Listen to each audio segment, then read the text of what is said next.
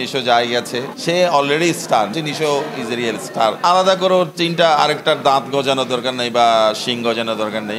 নিশো যাই গেছে, সে already star. নিশোর যে স্টারের এখানে দাঁড়িয়ে বলছে Nisho is a real star, one of the real star of Bangladesh.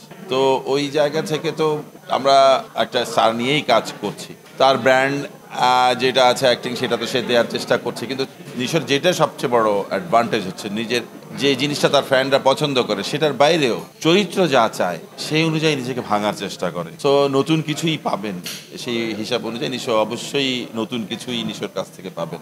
না, আমি কোনো ফাইট দেখতে পাচ্ছি না। আমি এখানে কোনো ফাইটের মধ্যে নাই। আমি আমার ফিল্ম নিয়ে আসবো, যাদের পছন্দ লাগবে তারা দেখবেন। সাকিব খান তার দীর্ঘ 15 বছর সুন্দর একটা ইন্ডাস্ট্রি কাজ করছেন, অবশ্যই তার সিনেমা আসবেই এবং ডিজার্ভও করেন উনি জায়গাটা। সো ও তার ফ্যানরা তার সিনেমা দেখবে, আমার সিনেমা আমার দর্শকরাই দেখবে। যাদের ভালো লাগবে দেখবে, আবার দেখবে। যাদের ভালো লাগবে না তারা দেখবে না। মানে আমি এই ফাইট করে কোনো লাভ হয় না। আমার কোনো ফাইট নেই। আমার ফাইটটা যদি হয় গল্পটাকে কতখানি এঙ্গেজিং করে দর্শকের কাছে রাখা। আমার ফাইটটা ওইটাই, যে আসলে দর্শককে পৌঁছাতে পারছি কিনা, দর্শকের গ্রিপিং ধরে রাখতে পারছি কিনা, হলমুখী ফুটস্টেপ বাড়াতে পারছি কিনা, সেটাই আমার ফাইট। অন্য কারোর সাথে ফাইট। আমার গল্পই আমার প্রাণ, আমার গল্পই আমার শক্তি। আমার এটাতে মানে হিউজ বাজেটের এমন কোনো সিনেমা না, এটা ছোটখাটো বাজেটেরই সিনেমা।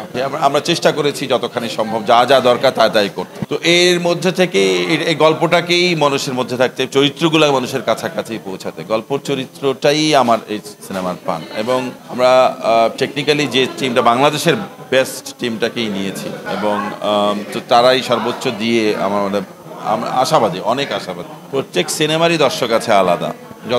যতখানি সম্ভব সিনেমা আসবে।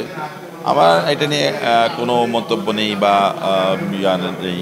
প্রত্যেকেই ঈদকে টার্গেট করে একটা সিনেমা নির্মাণ করেন, তো প্রত্যেকেরই অধিকার আছে আসার, এবং প্রত্যেকেই আসবে যতগুলো সিনেমা আসবে। দর্শক নেবে, এটা দর্শক বিবেচনা করবে কোনটা তারা দেখবেন না দেখবেন। নিশোকে কেন্দ্র করেই সিনেমাটা নির্মিত।